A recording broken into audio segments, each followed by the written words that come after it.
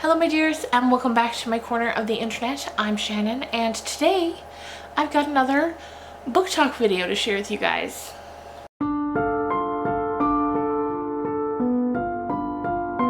It's been a hot minute since I've done a full book talk on this channel, but tonight we're doing it, and tonight we are talking about Old Country by Matt and Harrison Querry. And this was fantastic. I really enjoyed this. I went into it not really knowing a whole lot about it. I knew based on the blurb on the back that it said it was based on the Reddit sensation, a horror thriller of a young couple who buy the perfect secluded house only to discover the terror within. So I was like, that sounds like a haunting. I'm here for it. So I grabbed it. I've had it on my shelf for a while, and finally picked it up and flew through it. So as usual for these books, I'll give you the basic sort of synopsis and then we'll get into the details. So before we do that, I'll give you a warning. So if you don't want to hear all the details and you're just here for the general gist of it, you can click out and not have anything spoiled for you. So this is the story of Harry and Sasha. I believe in their like early to mid 30s. Harry used to be in the military. He was a U.S. Marine, and he's out now, and he's really suffering from some PTSD. He served his time, and he went to, I think, Afghanistan. And I feel like, I don't know a ton about the military, even though I do currently live in a military town, but I feel like Marines, like, that feels to me like the most intense branch. And he's struggling. But eventually he meets Sasha, this woman who's just perfect for him, really. She's beautiful and smart and strong, and he just loves her. He loves her so much. So eventually they purchase a ranch out in the middle of nowhere in a valley that's surrounded by mountains. And I think it's in Montana or Utah or Idaho, one of those, in that sort of area. And they couldn't be happier, you know. They get out there once the sale is finished, and one of them, I think Sasha mentions that, you know, the house itself is smaller than the one they were living in Colorado. But they have so much land, and they've got this adorable dog named Dash, and they're ready to start their life on this ranch. Harry can't work because of the things he went through in the military, because aside from the PTSD, or perhaps one of the things that contributed to the PTSD, is at one point he was blown up. He was very injured, and that's what sort of set him on the track of leaving, and he went to college, which was where he met Sasha. So they're in the middle of nowhere, in the mountains, down in a valley, and as they're getting settled, a couple of weeks after they go over and introduce themselves to the one neighbor within any sort of distance. And they're an older couple named Dan and Lucy, and they're very nice. Right away Sasha gets great vibes from them, especially from Lucy. They really hit it off immediately. And then Dan and Lucy say, you know what, how about tomorrow or the next day or whenever is good for you, we come over to your property and we show you around. Because since the place has been not occupied, we've been taking care of the property.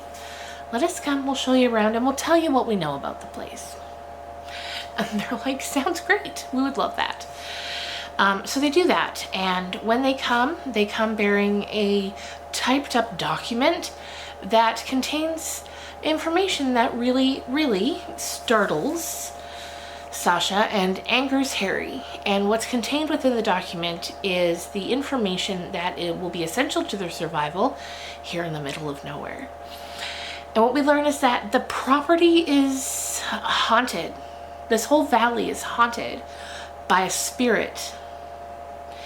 And through each season, spring, summer, and fall, there's a ritual that has to be done at certain times in order to keep the spirit at bay and satisfied. And Dan and Lucy are like, in the winter, we're good. It's smooth sailing in the winter. There's nothing to look out for. But in the spring, summer, and fall, you're going to need to do exactly what we've said in these papers in order to literally survive the seasons. And Harry's instantly enraged. He's yelling at Dan, telling him to get out of here, like, we don't want to hear it. And the pair of them start to think, Harry especially, he's like, they're either trying to mess with us, they're trying to run us off, they don't want us here, something. Like, this is insane. From there, as you can imagine, the things that they were told by Dan and Lucy began to come to fruition. And from there, it's just a matter of them trying to figure out how to survive and what to do and what they believe and what they don't believe. And I thought it was a fantastic ride of a story. It was spooky. Like, it's not too scary, but it's creepy enough that it, for me at least, it definitely kept me spooked throughout. The things that they have to wait and see are bone chilling. Even the ones that are kind of like, even the one for spring, which we'll get into now when we get into the spoilers, that seem fairly innocuous, it's just bone chilling the way that it's described and the way that it's talked about. So if you are looking for a haunted, it's not quite haunted house, but haunted property that affects people living in a house story, if you love hauntings, if you love spirits, I would definitely recommend this. I gave it 4 stars on Goodreads. I loved it. I thought it was great. So if you don't want any spoilers, now's the time to click away and we can get into the details about what happens each season. So spring, that's when they first moved there. They moved there in March. And so the first detailed account that Dan and Lucy give Harry and Sasha is for spring. And they say, listen. Throughout the spring, you're going to notice that pond over there. You're going to notice that you're going to see a light glowing from it. And when you do, what you have to do is you have to go inside your house and set a fire in your fireplace. And that's it. You'll be fine. Just get that fire going as soon as you see the light. If you happen to not see the light, but you start to hear, I think it's a drumming, it's too late. Go inside your house, board up the windows, close the blinds, close the curtains, lock the doors, and good luck. And Harry's like, oh, what in God's name? But one day he sees that light glowing in the pond. And every time he looks away and looks back, the light's somewhere else in the pond, it's moving. So at first he's like, you know what, somebody's messing with us. These old geezers at the next property have come and put like a waterproof LED light down in the pond and they're trying to mess with us. And I'm not gonna stand for it. So he sets up like trail cams in the trees to try to see somebody come and take the light out of the pond. But of course he doesn't find anybody. All the camera picks up is like a rabbit or a raccoon or a deer. So this goes on all spring. Eventually they get the hang of it. They always catch it before it turns to drumming, and all goes fairly well. Next is summertime. And so Dan and Lucy come back and they're like, hey guys, so summer's here. Let's get you ready to survive. So Dan says, here's what's gonna happen in the summertime. Every so often,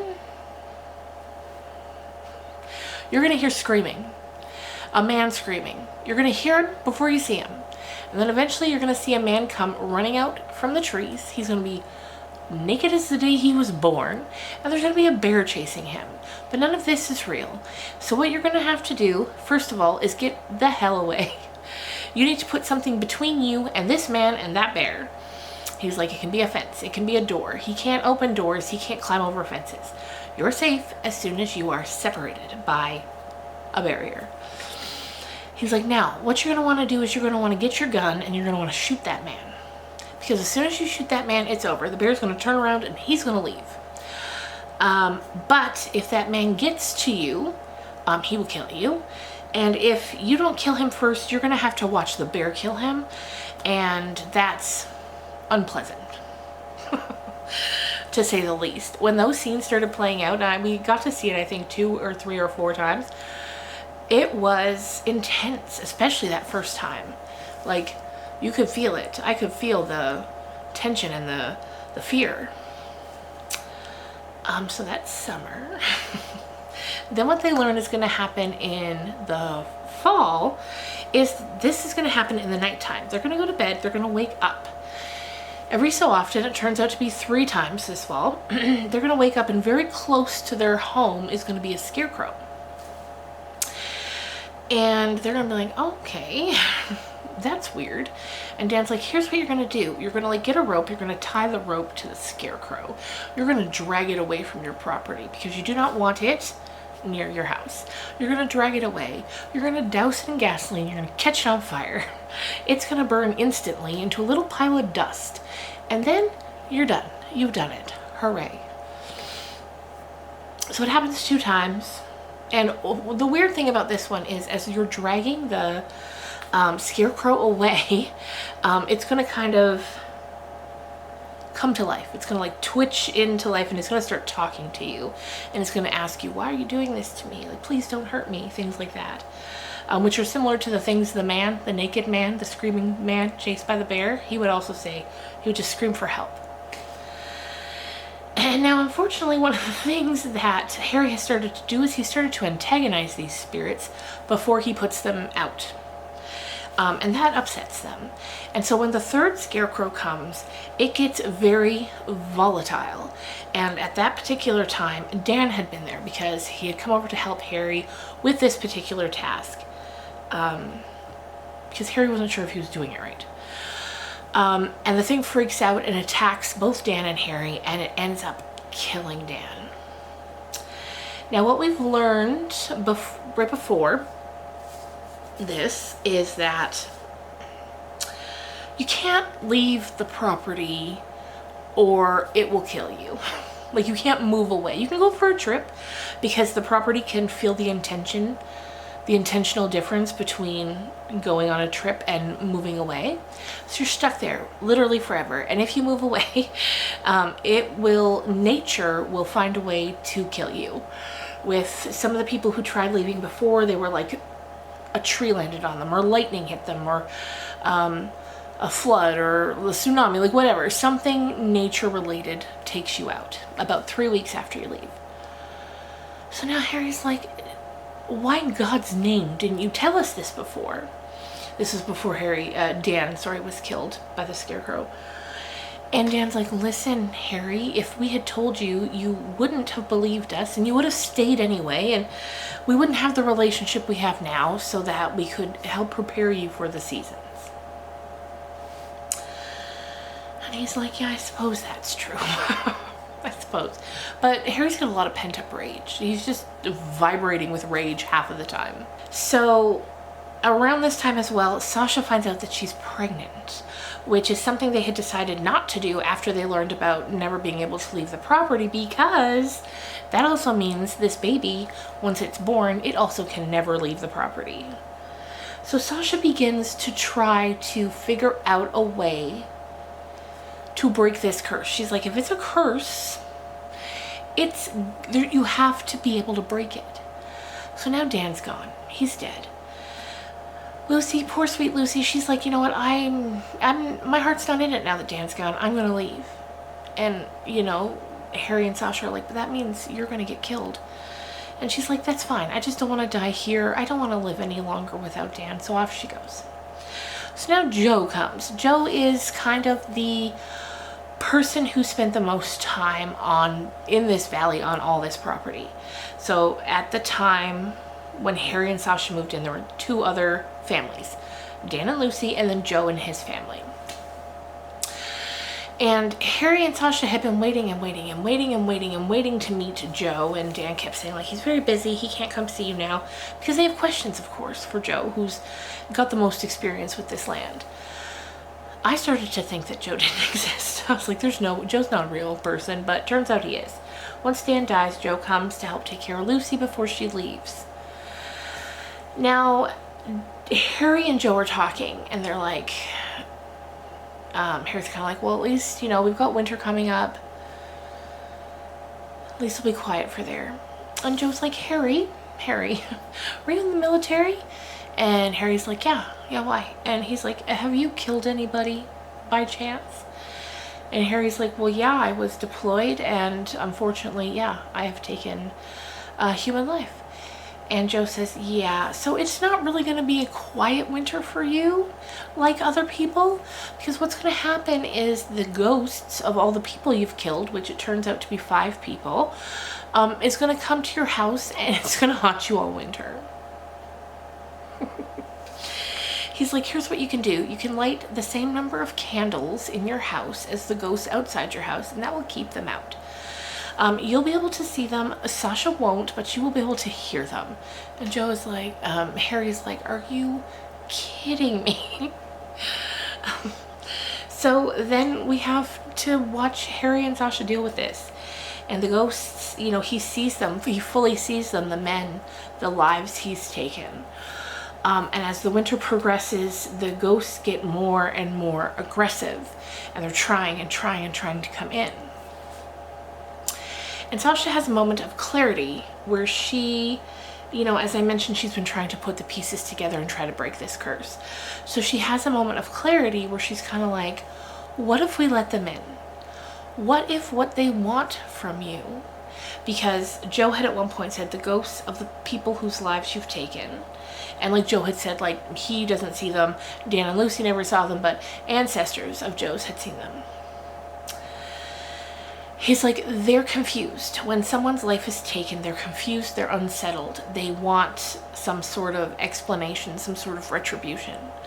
So later Sasha's thinking about that, and it kind of clicks into place. She's like, what if we invite them in and we tell them that's your story? We kind of explain it to them. You take accountability and you try to sort of lay them to rest. And that's what they do, and it works. And my only complaint about this book, why it only got 4 stars instead of 5 stars, was that the ending was so rushed. It was like the realization clicks, then the next page Harry deals with the ghost, then the next page the epilogue. It ended so quickly. But other than that, I loved the entire thing. I loved the absolute ride it took me on. I loved the random things you had to do, the random ways the land was haunting. I thought it was really interesting, really creative. The first couple of chapters I found a little slow, but that's because you're just getting into like the moving and the settling in and the meeting the neighbors. But then it really picks up, and I couldn't put it down after that. And I just had a great time reading it, and would definitely recommend Old Country. Look at this cover, it's beautiful. To anyone who loves a good haunting. And yeah, that's gonna just about do it for me for today. Let me know in the comments down below if you've read this book. If you haven't, let me know what's your favorite haunting story that you've read recently. Haunted house preferably, but even one like this, haunted property, all for it. Any kind of haunting, I want to hear your favorites so I can add them to my TBR. Anyway, you guys, thank you so much for watching. I hope you have the best weekend, and I will see you again real soon. Bye.